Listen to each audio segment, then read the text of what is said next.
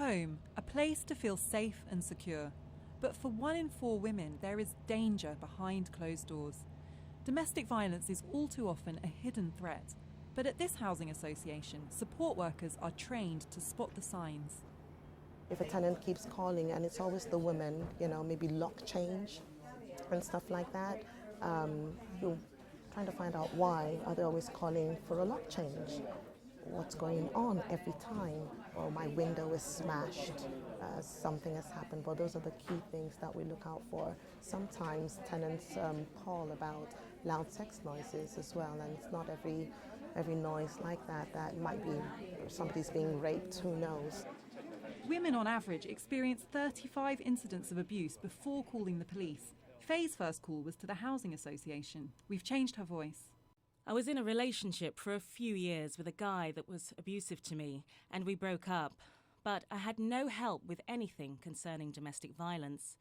One day he just turned up at the school and took my daughter without my consent. I panicked.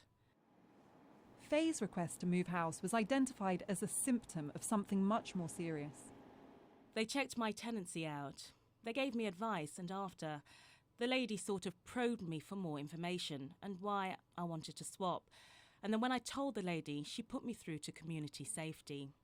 And through them, we managed to get some help. It's not just the call centre. On the ground at Peabody's 28,000 homes, wardens like Abdul Ali now keep their eyes peeled for clues. I've come across caretakers who have told me about a story of where they came across graffiti, and the message within that graffiti was saying that there was a certain person that was being beaten up on a regular basis. It's looking for these signs, because the graffiti there was from youths, small children. They didn't know how to go and tell somebody, so this was their way of communicating. This approach has seen reports of incidents go up by 1,500%. There's growing public awareness about the devastating harm domestic abuse can cause, but it seems as if the final frontier in tackling this crime is what goes on in hidden spaces behind closed doors. And it's those hidden spaces that housing providers are uniquely placed to access.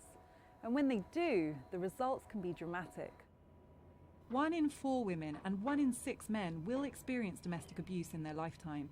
That's prompted housing providers around the country to do similar training and demands for all gas engineers, the only people legally entitled to enter all private homes, to get on board too.